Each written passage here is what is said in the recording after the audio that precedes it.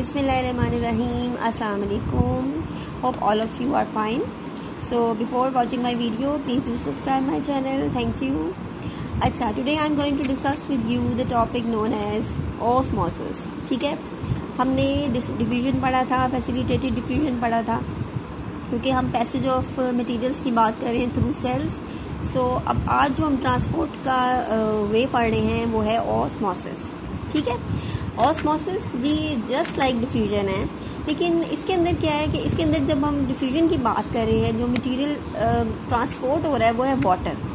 जब ऑस्मोसिस की बात होगी ना, तो ये बात आपने याद रखनी है कि it is always the transport of water molecules through semi permeable membrane. एक तो सेमी परमिएबल मेम्ब्रेन बहुत ज़रूरी है इसमें जिक्र करना, और दूसरा ऑस्मोसिस में वाटर मॉलिक्यूल की ट्रांसपोर्ट होती है. ठीक हो गया. Let me define it to you. Definition: osmosis is the movement of water across a semi-permeable membrane from a solution of lesser solute concentration to a solution of higher solute concentration. अब देखें, इसमें भी movement इसी तरह होती है कि higher concentration of water से वाटर मॉलिक्यूल्स जो है ना लोअर कंसनट्रेशन की तरफ जाते हैं. अब यहाँ पे थोड़ी सी कंफ्यूजन हो जाती है. हम जब इसकी डेफिनेशन पढ़ते हैं ना, जब बात होती है from a solution of lesser solute concentration. अब लेसर सोल्यूट कंसनट्रेशन का क्या मतलब है कि अगर एक सोल्यूशन है उसमें सोल्यूट कंसनट्रेशन कम है, तो जाहिर है उसमें वाटर जो है वो ज़्यादा है, उसमें जो डिज़ोल्व हुई हुई चीज़ है वो कम है, सोल्यूट कम है, तो वाटर जो है वो उसमें ज़्यादा है. हाई पानी की कंसनट्रेशन तो हाई है, हाँ, सोल्यूट कंसनट्रेशन लेस है. तो higher concentration of water to lower concentration of water भी आप कह सकते हैं, और from a solution of lesser solute concentration to a solution of higher solute concentration भी कह सकते हैं. बात एक ही है. जैसे कि मैं आपको एक पिक्चर शो करती हूँ. Late me show you this. ये देखें, ये जो है ना एक हमारे पास, ये देखें यहाँ पर जो है ना ये एक सोल्यूशन है हमारे पास. ठीक है, अब यहाँ पर ये जो रेड कलर के मालिक्यूल्स हैं ना, ये शुगर मालिक्यूल्स हैं, ये सोल्यूट है. ठीक है, और ब्लू जो है ना वो वाटर मालिक्यूल्स हैं. ठीक है, और यहाँ पर भी इसी तरह है. अब इस सोल्यूशन के अंदर ना शुगर मालिक्यूल ज़्यादा है, सोल्यूट ज़्यादा है. ठीक है, सोल्यूट ज़्यादा है और पानी कम है. अब देखिए, सोल्यूट ज़्यादा है और पानी कम है, और इसके अंदर जो है ना वो सोल्यूट कम है. ये देखिए, शुगर मालिक्यूल्स कम है और वाटर लेवल हाई है. तो आप ये भी कह सकते हैं कि water moves from higher concentration to lower concentration through semi-permeable membrane, or you can say कि transport of water across the solution of less solute concentration to the solution of higher solute concentration. ठीक है, इस तरह भी आप इसको कर सकते हैं. ठीक हो गया. This is the definition. अब टॉनिसिटी, जब आप ऑस्मोसिस की बात करेंगे ना, तो एक वर्ड यहाँ पर ज़रूरी है उसका जिक्र करना, दैट इज़ टॉनिसिटी. टॉनिसिटी क्या है? What is tonicity? Relative concentration of solutes in the solution being compare. ठीक है, जब आप कुछ सॉल्यूशंस को आपस में कंपेयर कर रहे हैं, तो उसमें जो कंसनट्रेशन है सोल्यूट की, उसके हिसाब से, उसके सोल्यूशन के हिसाब से जो सोल्यूट की कंसनट्रेशन हैं उसको टॉनिसिटी बोलते हैं. ठीक है, दिस में be an objective question for you. What is tonicity? Relative concentration of solutes in the solutions being compare. Types of tonicity. Tonicity की जो है ना वो 3 टाइप्स. ठीक है, एक सोल्यूशन हो सकते हैं हाइपरटोनिक, एक हो सकता है हाइपोटोनिक, एक हाइपर है, एक हाइपो है, और एक है आइसोटोनिक. ठीक है, चलो अब मैं आपको बताती हूँ कि व्हाट इज़ हाइपरटोनिक सोल्यूशन. ठीक है, हाइपरटोनिक का क्या मतलब? हाइपर का मतलब ये चीज़ ज़्यादा. Hyper solution has relatively more solute. ठीक है, हाइपरटोनिक मीन्स कि हाइपर है ज़्यादा, सोल्यूट इसमें ज़्यादा. Solution has relatively more solute. ज़्यादा सोल्यूट होगा तो पानी कम होगा. ठीक है, हाइपरटोनिक में सोल्यूट ज़्यादा है. ठीक हो गया. फिर है हाइपोटोनिक. हाइपोटोनिक क्या है? Solution has relatively less solute. अब हाइपो मीन्स कि less, solution has relatively less solute. अब इसके अंदर सोल्यूट कम है तो पानी ज़्यादा है, उसमें ज़्यादा सोल्यूट था तो पानी कम था हाइपरटोनिक में. हाइपोटोनिक में सोल्यूट लेस है तो पानी की कंसनट्रेशन जो है वो ज़्यादा होगी डेफिनेटली. ठीक हो गया. और आइसोटोनिक क्या है? आइसोटोनिक है solution have equal concentration of, यानी कि जिन सोल्यूशंस को आप प्रिपेयर कर रहे हैं ना उनमें इक्वल कंसनट्रेशन ऑफ सोल्यूट है, और पानी की कंसनट्रेशन भी सेम है और सोल्यूट की कंसनट्रेशन भी सेम है. ठीक है, तो ये 3 किस्म की टॉनिसिटीज़ थी जो मैंने आपसे डिस्क्राइब की हैं. आपको सॉल्यूशंस बताए हैं. 3 टाइप्स के सॉल्यूशंस होते हैं हमारे पास, हाइपरटोनिक, हाइपोटोनिक और आइसोटोनिक. अब वाटर बैलेंस प्रॉब्लम्स क्या हैं? ठीक है, जब ऑस्मोसिस की बात हो रही है तो ज़्यादा सारा जिक्र ही जो है वो वाटर का हो रहा है, वाटर की ट्रांसपोर्ट का हो रहा है, वाटर के प्रॉब्लम्स हैं। तो ये हम we are discussing about the water molecules. तो सबसे पहले हम बात कर लेते हैं कि एनिमल सेल्स की पहले बात कर लेते हैं कि अगर एनिमल सेल को आइसोटोनिक सोल्यूशन में रखा जाए तो क्या होगा। ठीक है, आइसोटोनिक सोल्यूशन जिसमें सल्यूट्स की जो है ना कंसंट्रेशन वो सेम है। Animal cell in isotonic solution, ठीक हो गया। When an animal cell such as red blood cell, example उन्होंने ली है कि red blood cells is place in an isotonic solution. ठीक है, जब रेड ब्लड सेल्स को हम आइसोटोनिक सोल्यूशन में रखते हैं the cell volume remains constant. Cell volume constant रहेगा। क्यों? सेल में कोई डिफरेंस नहीं आएगा। क्यों? क्योंकि आपने उसको एक ऐसे सोल्यूशन में रखा है जिसकी कंसंट्रेशन, इसमें पानी की कंसंट्रेशन और सल्यूट की कंसंट्रेशन बिल्कुल ऐसी है जो कि सेल के अंदर है। तो जब जाहिर है जब सेल के अंदर और बाहर एक जैसी कंसंट्रेशन है पानी की भी और सल्यूट की भी, तो कोई चीज़ अंदर इधर आगे पीछे मूव नहीं करेगी, सेल वॉल्यूम नहीं बढ़ेगा। पानी अंदर भी उतना ही है, बाहर भी उतना ही है, एक जितना लेवल है, तो सेल वॉल्यूम भी नहीं बढ़ेगा, वो कांस्टेंट रहेगा। Because the rate at which water is entering cell is equal to the rate at which it is coming out of the cell, moving out। ठीक है, मूव हो रहा है लेकिन एक ही लेवल पे। तो जब एक जैसा बिल्कुल नेट मूवमेंट हो रही हो, सेम अंदर आ रहा हो, सेम बाहर जा रहा हो, तो ऐसा लगता है जैसे रिएक्शन हो ही नहीं रहा, इक्विलिब्रियम कायम हो जाता है, बैलेंस कायम हो जाता है।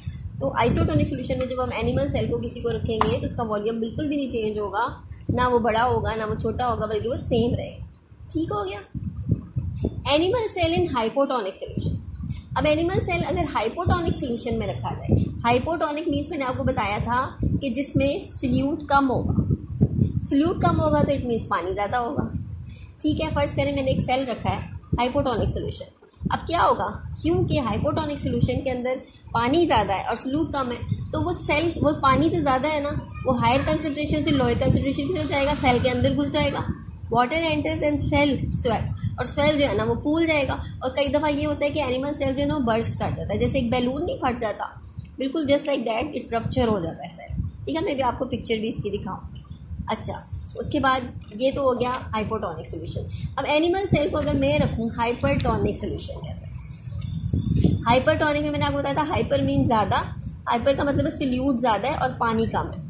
अब ऐसे सोल्यूशन में जहाँ सल्यूट ज़्यादा है और पानी कम है तो फिर क्या होगा, when an animal cell is placed in hypertonic solution it will lose water. अब उसके अंदर क्या है, सल्यूट ज़्यादा है, पानी कम है, तो पानी का जो कंसंट्रेशन है वो सेल के अंदर ज़्यादा होगा, तो हायर कंसंट्रेशन से पानी बाहर की तरफ मूव करेगा लोअर कंसंट्रेशन की तरफ, और सेल जो है वो लूज़ करेगा वाटर और श्रिंक हो जाएगा इन साइज में वो श्रिंक हो जाएगा। ठीक हो गया, let me show you the picture. So look, this is an animal cell और ठीक है, it is kept in hypotonic solution. Hypotonic solution में जो है वो सल्यूट की कंसंट्रेशन कम है और पानी ज़्यादा है, तो पानी हाई कंसंट्रेशन से लोअर की तरफ जाएगा सेल के अंदर, और सेल जो है ये देखें फूल के स्वेल होकर बर्स्ट हो रहा है, रप्चर हो रहा है। ठीक है, आइसोटोनिक सोल्यूशन में रहेगा तो बाहर जितना पानी है उतना ही अंदर है, जितना अंदर आ रहा है उतना ही बाहर जा रहा है, तो कोई नेट चेंज नहीं आ रहा। ठीक है, और हाइपरटोनिक सोल्यूशन जो है वो उसमें क्या हो रहा है, उसमें देखिए हाइपरटोनिक में जो है वो सल्यूट बाहर ज़्यादा और पानी कम है, तो पानी क्या होगा, सेल के अंदर पानी ज़्यादा होगा, तो हायर कंसंट्रेशन से लोअर कंसंट्रेशन की तरफ थ्रू सेमी परमिएबल मेम्ब्रेन जा रहा है, तो सेल जो है वो श्रिंक कर रहा है। ठीक है, ये एनिमल सेल की मैंने आपको 3 कैटेगरीज बता दी। ठीक है, rupture, normal and shrinked. Okay, अब हम बात कर लेते हैं प्लांट सेल। ठीक है, प्लांट सेल में जो है ना थोड़ा मामला थोड़ा डिफरेंट है। एनिमल सेल्स का थोड़ा डिफरेंट था, प्लांट सेल का वाटर बैलेंस प्रॉब्लम थोड़े डिफरेंट है। अब प्लांट सेल्स में क्या होता है, डिफरेंट क्यों है इनका behave, due to rigid cell wall. Plant cell के अंदर सेल वॉल होती है जो कि एनिमल सेल में नहीं होती, इसकी सेल वॉल की प्रेजेंस की वजह से इसका बिहेवियर डिफरेंट है। अब हम बात कर लेते हैं, अगर हम किसी प्लांट सेल को किसी हाइपोटोनिक इन्वायरमेंट में रखें, ठीक है, हाइपोटोनिक सोल्यूशन में या इन्वायरमेंट में, ये देखिए हाइपोटोनिक का मतलब मैं आपको बार बार इसलिए बता रही हूँ ताकि आपको ये पक्का पानी याद हो जाए कि हाइपो का मतलब है कि सल्यूट कम है और पानी ज़्यादा है, सल्यूट कम है और पानी ज़्यादा है। अब हाइपोटोनिक इन्वायरमेंट में low concentration of solute in extracellular fluid there in cell. अब जाहिर है जब हाइपोटोनिक सोल्यूशन है तो उसके अंदर सल्यूट कम है और पानी ज़्यादा है, और सेल में जो है वो पानी एक मिनट, ये देखिए मैं आपको बताती हूँ, सॉरी मैं खुद थोड़ी सी जो है ना यहाँ कंफ्यूज हो गई हूँ। हाइपोटोनिक सोल्यूशन में सोल्यूट कम है, पानी ज़्यादा है, ठीक है। तो क्या होगा, प्लांट सेल का अंदर का जो पानी है ना, water tends to move first inside the cell and then vacuum. Hypotonic solution के अंदर सोल्यूट कम है, पानी ज़्यादा है, तो पानी जो है ना उसकी कंसंट्रेशन बाहर ज़्यादा है, तो वो सेल की तरफ लोअर कंसंट्रेशन की तरफ मूव करेगा। पहले वो सेल के अंदर एंटर होगा और फिर वैक्यूल में, और फिर क्या होगा, वैक्यूल जो है ना उसका साइज़ बढ़ जाता है और साइटोप्लाज्म को वो प्रेस करता है। जब उसका आपको पता है प्लांट सेल के अंदर तो एक वैक्यूल भी होता है, जब उसके अंदर साइज़ बढ़ जाता है तो वो साइटोप्लाज्म को भी प्रेस करता है और फिर against the interior of cell wall की तरफ वो प्रेशर डालता है। साइटोप्लाज्म प्रेस होता है और वो इंटीरियर सेल वॉल की तरफ प्रेशर डालता है, जो कि which expand a little due to strong cell wall, जो थोड़ी फैल जाती है सेल वॉल की वजह से, क्योंकि सेल वॉल इतनी मजबूत होती है कि वो सेल रप्चर नहीं होता, बल्कि वो प्रेशर को ले लेता है और रिजिड बन जाता है, ठीक है, रिजिड बन जाता है, ठीक है। Outer pressure on cell wall exerted by internal water is known as turgor pressure, ठीक है। अब ये देखें, अब क्या हुआ कि सेल वॉल की वजह से प्लांट सेल रप्चर नहीं होता हाइपोटोनिक सोल्यूशन में जब रखा जाता है, उसमें क्या होता है, अंदर प्रेशर एक्सर्ट हो जाता है, सारा पानी जाता है वैक्यूल में, वैक्यूल बड़ा होता है, साइटोप्लाज्म को प्रेस करता है, साइटोप्लाज्म आगे से वॉल पे प्रेशर डालता है, तो जो outer pressure on cell wall exerted by internal water is known as turgor pressure, ठीक हो गया। और इस सारे फिनोमिना को ना टर्गर बोलते हैं, ठीक है, टर्गर बोलते हैं, ठीक हो गया। अब बात करते हैं plant cell in isotonic environment.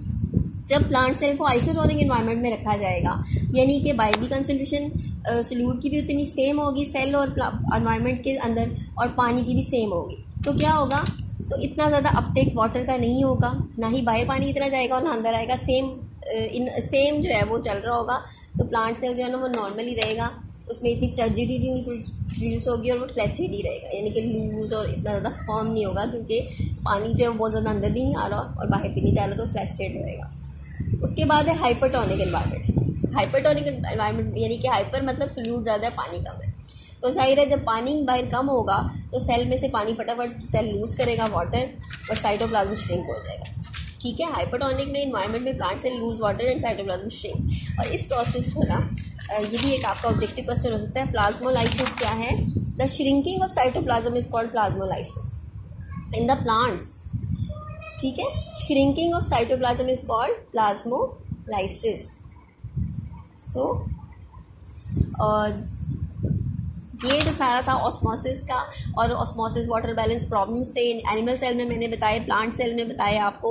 और अब एक जो बड़ी इंपॉर्टेंट चीज़ है इसके अंदर ऑस्मोसिस से रिलेटेड, वो है गार्ड सेल के साथ इसका क्या रिलेशन है। गार्ड सेल आपको पता है कि हमारी लीफ जो होते हैं प्लांट्स के, एपिडर्मिस में उनके स्टोमेटा होते हैं, ठीक है, स्टोमेटा के थ्रू ट्रांसपिरेशन होती है, पानी जो है वो एपरेट होता है प्लांट में से। अब वो ये जो स्टोमेटा है गार्ड सेल से जो है ना गार्ड सेल से जो है ना ये सराउंडेड होते हैं। अब जो इनकी ओपनिंग और क्लोजिंग है ना, इसका बड़ा गहरा ताल्लुक जो है ना वो ऑस्मोसिस के साथ है, ठीक है। डे टाइम में आपको पता है लीफ में जो है ना फोटोसिंथेसिस हो रही होती है, फूड बन रहा होता है, ग्लूकोज बन रहा होता है।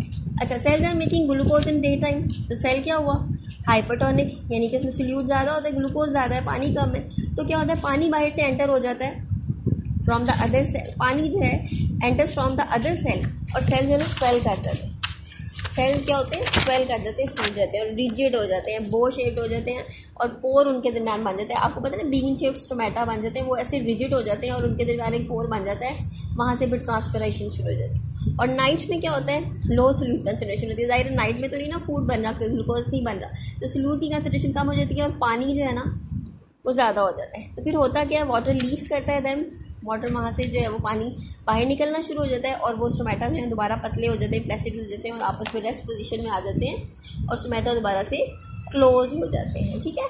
So this is all about osmosis and guard cell, and this is the whole topic of osmosis. Hope you have understood. Keep watching my video. Thank you. Allah Hafiz.